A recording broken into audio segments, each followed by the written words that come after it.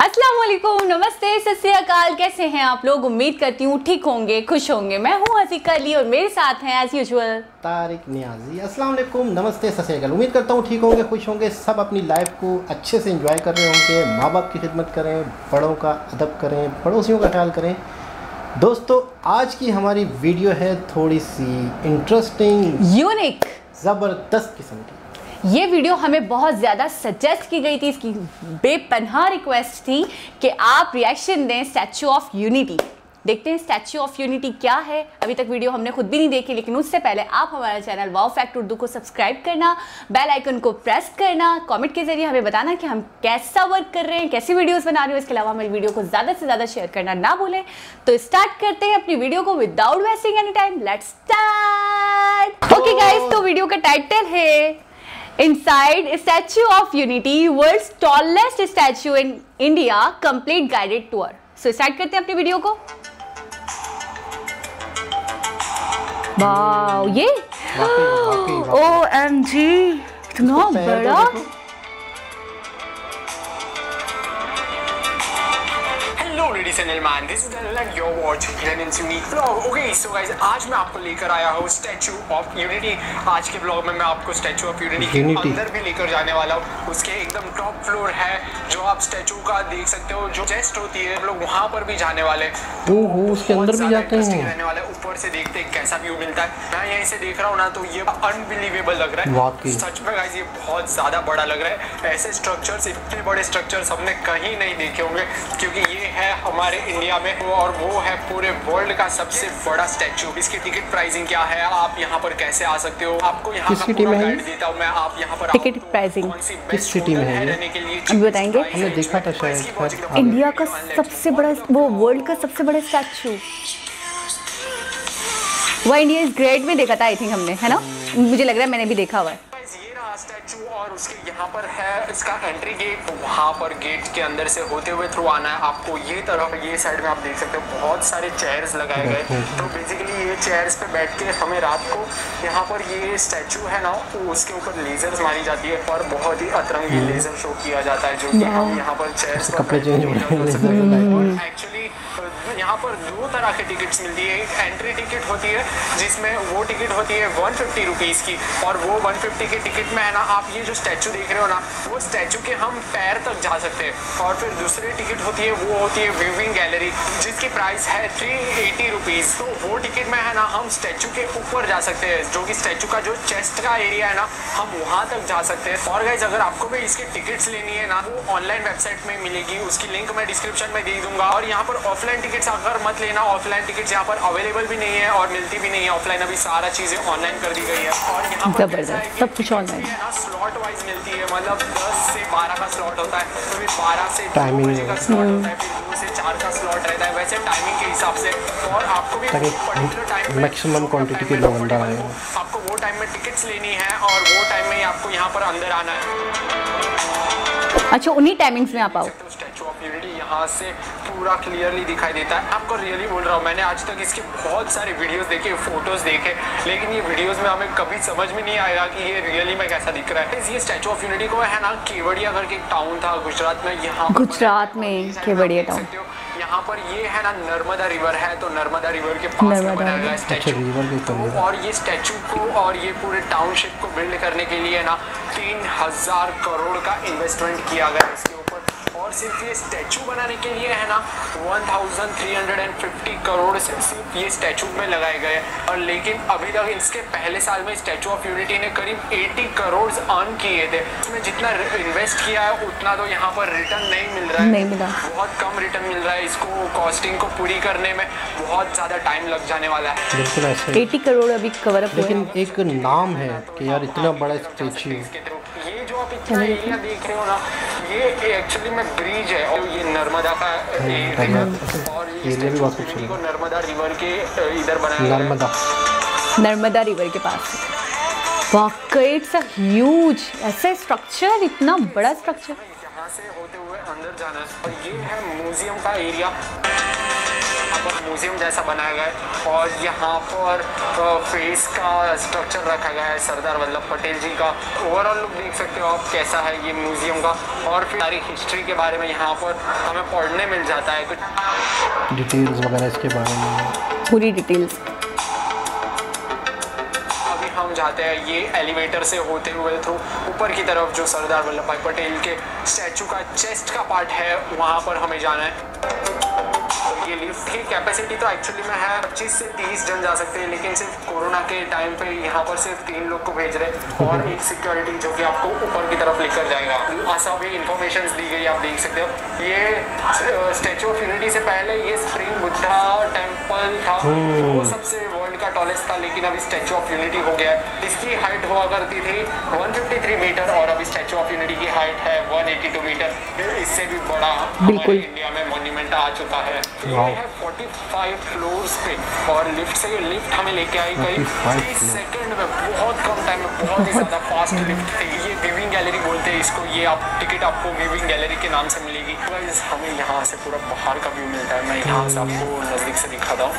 ये हमें नर्मदा रिवर का पूरा व्यू मिलता है यहाँ से, देख सकते हो नर्मदा रिवर पूरा दिख रहा है। जो मैंने इंट्रो दिया था आपको, वही से मैंने इंट्रो दिया था।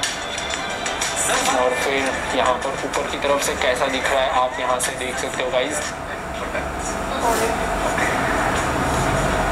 यहाँ से इसको मोबाइल अगर गिर जाए क्या तकरीबन 3 किलोमीटर दूर है यहाँ से, और इसके पीछे का पानी भी यहाँ से ही दिखाई देता है।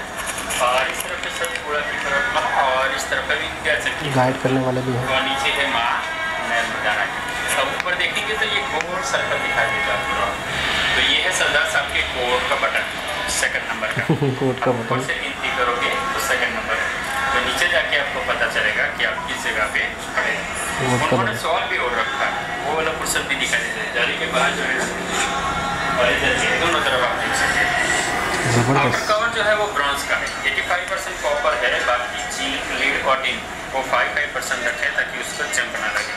हमने लोहा भी कैन पेंट किया था, शायद आपको मालूम भी होगा, शायद आपने भी दिया होगा। हाँ, लेकिन इसका इस्तेमाल हमने यहाँ पे नहीं किया। और जो लोहा आया था उसको पिघला के फिर सरिया बना दिया और वो सरिया 2 पिलर पर किया, यानी कि स्टैचू जो खड़ा है 2 पिलर में खड़ा है। हमने बाहर से कवर किया जैसे कपड़ा पहनते उसी तरह से। तो सर से लेके पाँव तक 1700 मेट्रिक टन ब्रॉन्ज इस्तेमाल हुआ है। हाँ, और सर से लेके पाँव तक 6500 प्लेट लगाया और सभी प्लेट को यहाँ लगे ज्वाइन किया है और सभी प्लेट को नंबर दिए गए हैं ताकि आसानी से हम बदलना चाहे तो भी बदल सकते हैं। अब जो मेन कारण है कि सरदार वल्लभ भाई पटेल जी की प्रतिमा यहाँ क्यों बने, यहाँ बनाने का कारण क्या है? देखिए सामने आप जो देख रहे हैं ना डैम, यानी कि डैम बनाने का सपना किसका था? सरदार वल्लभ भाई पटेल जी का था, लेकिन वो खुद नहीं कर सके। क्यों नहीं कर सके? क्योंकि 15 दिसंबर 1950 में उनका देहांत हो चुका था, इसलिए खुद नहीं कर सके। पर आज देखा जाए तो ये डैम का काम पूरी तरह से हो चुका है, इसीलिए प्रतिमा का निर्माण यहाँ पे किया गया ताकि उनकी आंखों के सामने हमेशा बहुत खूबसूरत बात था वो साकार हो चुका है। इसीलिए इनका जो फेस है वो डैम की तरफ रखा गया है। अब टोटल जो हाइट है वो 182 मीटर है। ये 182 क्योंकि गुजरात के विधानसभा की जो बैठक है एमएलए की जो सीट है वो 182 है, इस हिसाब से उनको 182 रखा गया है। और 250 इंजीनियर और 3000 से भी ज़्यादा वर्कर यहाँ दिन रात एक करके काम करते थे, तब जाके काम पूरा 3.5 साल में कंप्लीट हुआ। और पूरा काम किया है एलएनटी कंपनी ने, लार्सन एंड टुब्रो ने। और पूरा डिजाइन जिन्होंने तैयार किया है वो है राम वी सुथार, महाराष्ट्र के विजय डिस्ट्रिक्ट के कंडूर गाँव के। अभी 95 ईयर के हो चुके हैं और अभी भी वो कार्यदर्शी श्री राम भगवान की प्रतिमा बना रहे हैं। तो अभी ये फ्रंट साइड का व्यू है, उसके बाद आपको जाना है बैक व्यू देखने के लिए। दोनों व्यू देख के आपको फिर नीचे ही जाना है जहाँ सरदार साहब के चरण, और वो पूरा करके आपको जाना है आगे वेलियोर टावर और सरदार सरोवर। 2 जगह पे आप इसी टिकट में जा सकते हैं। और लास्ट में रहेगा आपका लेजर शो, वो भी आप इसी टिकट में देख सकते हैं। वहाँ बेंच पड़ी है, वहाँ पे देखना है। Okay, thank you. और गाइस आप ये पार्ट देख सकते हो, ये मतलब स्टैचू को जैसे बनाया गया है उसके ये अंदर का एरिया है गाइस। तो गाइस अभी हम लोग हैं 45 फ्लोर्स के ऊपर। यहाँ का भी मैंने आपको पूरा टूर दे दिया। अभी मैं लाइन में खड़ा हूँ नीचे जाने के लिए लिफ्ट से। तो आपने अगर मेरा सी प्लेन वाला वीडियो देखा रहेगा ना, तो वो आपने देखा रहेगा वहाँ से कितना छोटा दिख रहा था सी प्लेन से ये पूरा स्टैचू, और आज नज़दीक से देख रहे हैं तो कितना ज़्यादा बड़ा दिख रहा है। तो ये जो इतना बड़ा इन लोग ने स्टैचू बनाया, इसके ऊपर करीब 3000 करोड़ का इन लोग ने इन्वेस्टमेंट की थी। तो मतलब यहाँ पर तो पूरा टाउन ही बना दिया है, बहुत सारे अट्रैक्शंस बाजू में भी बना दिए जो कि बहुत सारे टूरिस्ट को अट्रैक्ट कर रहे हैं। इतनी ज़्यादा इस पर इन्वेस्टमेंट की गई है तो टूरिज्म सेक्टर तो ऑफकोर्स प्रमोट हुआ ही है, और यहाँ पर मतलब बहुत सारे लोगों को एम्प्लॉयमेंट भी मिल रहा है। वरना ये एरिया था बहुत ही बैकवर्ड एरिया था, तो अभी यहाँ पर ग्रोथ डेवलपमेंट बहुत अच्छे से हो जाएगी। बेशक स्टार्टिंग में जब बन रहा था ना स्टेप बाय स्टेप किस तरीके से ऊपर से नीचे तो आ चुके हैं, वो वाले एरिया से हमें बाहर निकले लिफ्ट से, और अभी हम जा रहे हैं जो स्टैचू का फुट है तो वहाँ पर जाना है। आप ये देख सकते हो कितना ग्रैंड दिख रहा है, यहाँ से देख सकते हो गाइस, यहाँ से ये कितना ज़्यादा ब्यूटीफुल लग रहा है। इसका जो फुट है वो मेरे से बड़ा है, मेरे पूरे साइज से कुछ है, बहुत बड़ा तुम्हारे साइज से क्या उसका बहुत ही ज़्यादा बड़ा है। यहाँ से तो इनका फेस दिख रहा ही नहीं है, सिर्फ फेस का ये वाला पार्ट दिख रहा है। तो ये देख सकते हो, तो अभी आपको इसके पीछे की तरफ भी लेकर चलता हूँ, और जो हम वहाँ से चल कर आए थे तो ये एक्चुअली ये वाला जो पार्ट देख रहे हो ना, ये एक्चुअली यहाँ पर ब्रिज जैसा बना है नर्मदा के रिवर के इधर, ये पूरा नर्मदा रिवर, और वो सामने ये है सरदार सरोवर डैम। तो ये ब्रिज के इधर से आए हम लोग, और ये जो स्टैचू है पूरा वो नर्मदा के थोड़ा बीच में बनाया गया है। रास्तों से मेरी गहरी यारी हो गई, जो फर्श से भरा था बस वो भी खाली हो गया। एक्चुअली में ये जो सरदार जी का यहाँ पर ये चप्पल बनाया गया है, अच्छा रियल वही बनाई होगी। खोखला ही लग रहा है अंदर से। अगर आप एक दिन के लिए यहाँ पर रुकना चाहते हो तो सबसे यहाँ पर बेस्ट होटल है VRG बजट स्टे, जो कि आपको 940 रुपीज़ में पर डे रूम मिल जाता है। तो मैंने भी वही लिया था। आप ये मेरा होटल का लुक देख सकते हो। बस ये है कुछ रूम जो कि आपको मिल जाएगा 940 रुपीज़ में, ये per day budget stay hotel है। ये कितना 940 रुपीज़ पर डे, तकरीबन 1000 रुपये पर डे। भी दी गई है। सही है ना, वाओ व्यू देखें आप। अच्छा ये रखदारा है, इलाके भी खूबसूरत है ना विजिटर्स के। वो VRG होटल में आपको फूड भी बहुत अच्छा मिल जाता है, जो फूड रूम के प्राइस में इंक्लूडेड नहीं है, आपको फूड का पैसा अलग से देना पड़ेगा। यहाँ पर ये पूरी टाउनशिप बना दी है ना, तो यहाँ पर जो VRG होटल है ना, वो यहाँ से करीब 6 किलोमीटर के डिस्टेंस पर है। लेकिन यहाँ पर कैसा है कि होटल के बाहर ही सारी बसेस आती है, जो कि हर 15 मिनट्स में बसेस आती है, वो भी लेके जाती है आपको सब जगह। यहाँ पर ये पूरे टाउन में, या आपको कहीं भी जाना है, ये स्टैचू ऑफ यूनिटी आना है, या फिर वो होटल से दूसरे किसी अट्रैक्शन पर जाना है, आपको कोई टेंशन नहीं, कोई अट्रैक्शन से आपको होटल जाना है, एक टेंशन होगी, कहीं भी जाना है आपको, वो फ्री ऑफ कॉस्ट बसेस लेके जाती है। एक टाइम लाइफ में फर्स्ट टाइम विजिट करने के लिए ये बहुत अच्छा है, और फिर बार बार विजिट करने के लिए इतना आपको सेकंड टाइम में मज़ा नहीं आएगा, क्योंकि आप फर्स्ट टाइम में आपको मालूम तो पड़ेगा यहाँ पर क्या है। तो एक टाइम आने के लिए ये बहुत अच्छा मॉन्यूमेंट बनाया गया है। यहाँ पर स्ट्रक्चर हमारे इंडिया में बनाया गया है, उसके लिए हमारी गवर्नमेंट को हेड्स ऑफ, और यहाँ पर बहुत सारे वर्कर्स को काम भी मिला हुआ है। आसानी से बोल सकते हैं कि ये अच्छा नहीं है, इसको बनाने के पीछे कितनी ज़्यादा मेहनत लगी रहती है उन वर्कर्स की, उनके लिए उनको हेड्स ऑफ गाइस। तो बस ये वाला व्लॉग यहीं पे एंड करते हैं। So guys thank you very much for watching this video. If you enjoyed this video, do hit the like button and don't forget to subscribe to my channel and also click the bell icon. So guys stay safe, spread love and wow जबरदस्त mind blowing. अच्छा ये ज़िंदा कौमें जो होती हैं, जो कौमें अपना इतिहास यानी कि जो अपना जो हीरोज़ होते हैं, उनके जो कंट्रीज़ बनने में जिनका हाथ होता है या जो उनकी तरक्की में शामिल होते हैं, ये वो कौमें होती हैं जो उनको याद रखती है और उनको एक क्या देती हैं, मतलब एक इज़्ज़त देते हैं, रिस्पेक्ट। यानी स्टैचू बनाने का मतलब है कि ये उनकी तरफ से इंडिया के अवाम या इंडियन की गवर्नमेंट जो है, इंडियन गवर्नमेंट उनकी तरफ से एक समझो एक तरह से एक बहुत बड़ा रिस्पेक्ट है। हाँ, एक तो खराजे तहसीन एक तरीके से पेश की गई है। खराजे तहसीन समझने या रिस्पेक्ट समझने बहुत बड़ी बात है, बहुत बड़ी बात। जो कौमें अपने पुरानों को, अपने बड़ों को रिस्पेक्ट देते हैं, वो कौम मैं कहता हूँ पीछे जा ही नहीं सकती। मतलब वो उसने तरक्की करनी ही है। कहते हैं ना कि यार आप अपने बड़ों की इज्जत करो तो आप तरक्की करोगे, आप अपने बड़ों की रिस्पेक्ट करो तो तरक्की करोगे, आपको कामयाबी मिलेगी। जिन्होंने आपको आज़ादी दिलवाई, बिल्कुल, या जो आपकी तरक्की में आज आप एक कंट्री में रह रहे हो उसमें किस किस का हाथ है, अगर आप उनको भूल जाते हो, अगर आप उनकी रिस्पेक्ट नहीं करते हो तो फिर आप भी तरक्की नहीं करते हो। जो कौमें अपनी हिस्ट्री भूल जाए वो अपने आप को भूल जाती है, फिर लोग उनको भूल जाते हैं। सही। तो ये मैं कहता हूँ कि इंडियन अवाम की एक बहुत बड़ी जीत है, बहुत बड़ा काम और है। मैं ये कहती हूँ कि वो हस्तियाँ थी, वल्लभ भाई पटेल जो थे, ये वो हस्तियाँ थी जिन्होंने इंडिया को जोड़कर बिल्कुल यकजहती के साथ रखा। नहीं तो इंडिया एक सब कॉन्टिनेंट होता और टुकड़ों में बढ़ चुका होता अब तक। बिल्कुल। अच्छा, मैं कभी कभी ये सोचता हूँ कि इंडिया इनका बहुत बड़ा हाथ है। इंडिया जितना बड़ा कंट्री है उस कंट्री को एक यकजा रहना ये बहुत बड़ी बात है, बहुत बड़ा। क्योंकि हमारे आपने देखा कि हमारा कंट्री के दरमियान में इंडिया आता था, इस तरफ हमारा आधा कंट्री था बांग्लादेश के नाम से और इस तरफ पाकिस्तान के नाम से, मशरिकी और मगरबी पाकिस्तान जब हो गया, ठीक है, तो बाद में आया। तो वो हम 20-25 साल, मतलब 1947 में अगर हमारा कंट्री बना तो 1971 में अलग हो गया वो। ठीक है। कितने साल हुए ये? 47 में बना तो 3 साल यहाँ के, यानी कि 50, 60, 70 तकरीबन 23-24 साल 25 साल लगा। 20 से 25 साल तक हम इतने बड़े कंट्री को संभाल नहीं पाए, यानी कि हमारा वो एक टुकड़ा अलग हो गया। ठीक। तो इंडिया हमसे कई गुना बड़ा है और वो आज तक मतलब एक कंट्री आज तक बटा नहीं है हिस्सों में, टुकड़ों में। बड़ी बात है, बहुत बड़ी बात है। इनकी मैनेजमेंट, इनके पीछे ऐसी ही हस्तियां हैं, ऐसी ही हस्तियां, बिल्कुल। तो ये, और फिर उनको इज्जत देना भी, उनको ना भूलना। इतना बड़ा अच्छा, दुनिया में सबसे बड़ा स्टैच्यू है। आपने हाइट देखी 182 मीटर्स का, मतलब आपकी नजरें जहां तक जा रही थी वो आपने देखा था कि वो चेस्ट से व्यू ले रहा था तो उनका मतलब हेड नहीं दिख रहा था सही से, और जमीन कितनी नीचे दिख रही थी, आपने देखा था फुट इतने बड़े थे कि वो उसकी टोटल हाइट से भी ऊपर जा रहे थे वो। बिल्कुल इतना सा लग रहा था कि 2 मंजिला या 1 मंजिला कोई घर हो तो उतना बड़ा तो उनका फुट था सिर्फ, उससे भी ज्यादा हाइट है। समंदर दिख रहा था, नर्मदा। अच्छा, ये जो वल्लभ भाई पटेल हैं जिनके ऊपर ये स्टैच्यू बनाया गया है, तो आपको पता है ये महात्मा गांधी के दौर में हुआ करते थे।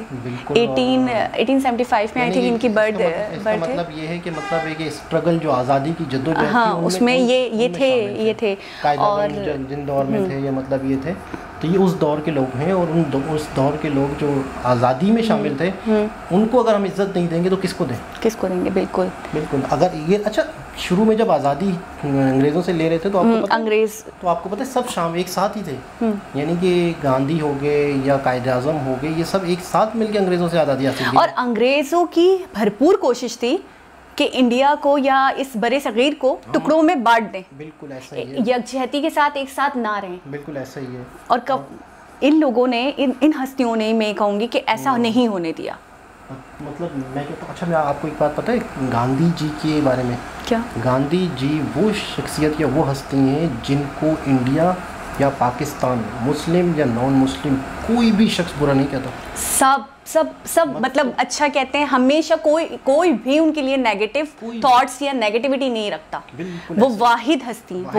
अच्छा, एक और मजे की बात बताऊँ, हमारे यहाँ अभी भी हमारे टीवी, नेशनल टीवी पे और हमारे दूसरे न्यूज़ चैनल पे बैठ के मुझे अफसोस होता है इस बात को लेके, लेकिन बाकायदा कायद-ए-आज़म के बारे में भी उल्टा सीधा सुनने को आज भी मिलता है।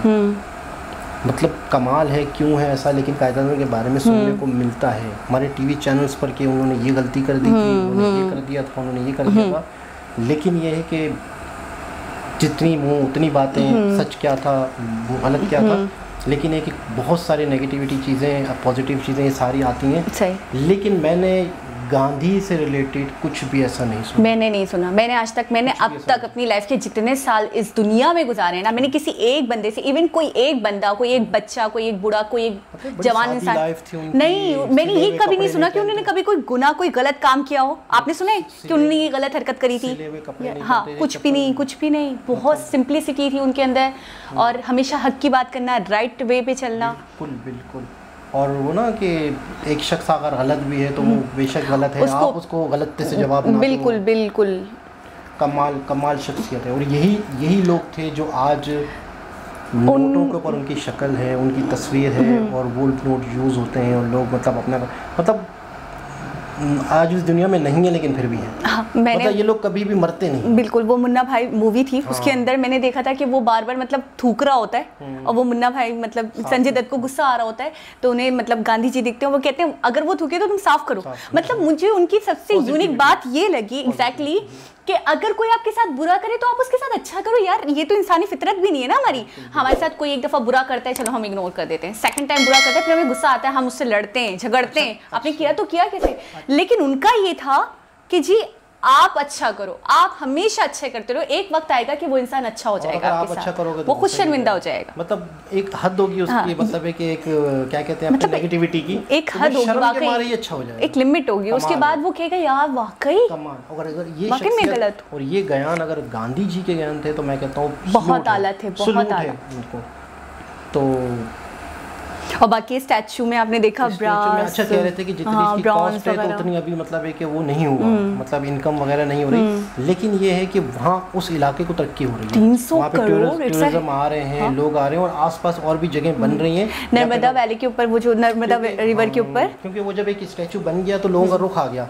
अब लोगों का रुख आ गया तो आसपास के एरियाज की वैल्यूज भी बढ़ रही होंगी, होटलिंग हो रही होगी और वहाँ पे कुछ और जगह ऐसी बन रही होंगी कि जहाँ पे लोग आएँ, विजिट करें, देखें, घूमें फिरें। और बहुत खूबसूरत शुमाली इलाके, उस तरफ नॉर्दर्न के इलाके हैं ये, वहाँ उन इलाकों में वैसे खूबसूरती, नेचुरल खूबसूरती बहुत है और वैसे ये एक बहाना बन गया, इसकी वजह से वैसे लोग आएंगे तो मजीद लोग वहाँ पे। अच्छा, मुझे थोड़ा सा ना ज़्यादा इंस्पायर्ड जो किया ना लोकेशन ने भी किया, एक साइड पे डैम, दूसरे साइड पे मतलब रिवर और वो बीच में बना हुआ, कितना हसीन लग रहा था। आपने देखा था वो जो नीचे के स्टेयर्स थी, इतना ऊपर से आपको वो दिखा रहे हैं। हाँ बिल्कुल, ऊपर जाके लिफ्ट से जा और ऑनलाइन मतलब ऑनलाइन स्लॉटिंग, मतलब हर चीज़ बहुत बहुत तरीका है, बहुत मतलब चीज़ों को, हाँ बिल्कुल इस तरीके से नहीं करा गया, हर चीज़ की बड़ी अच्छी से मतलब बड़ा अच्छा तरीक़ेकार है कि आप पहले से बुकिंग कर लो, उन्हीं टाइमिंग्स में जाओ। और फिर इसके अलावा आपको मतलब हेड से व्यू देखना है तो बिल्कुल चेस्ट से देखना है, फिर उसके मतलब हाँ उसके अलग अलग अमाउंट्स वगैरह सब कुछ मेंशन कर दिया गया, कोई कॉम्प्लिकेशन ना हो। वाकई हम शौक हैं इस इतने बड़े स्टैचू को देखकर, जो दुनिया का सबसे बड़ा स्टैचू है।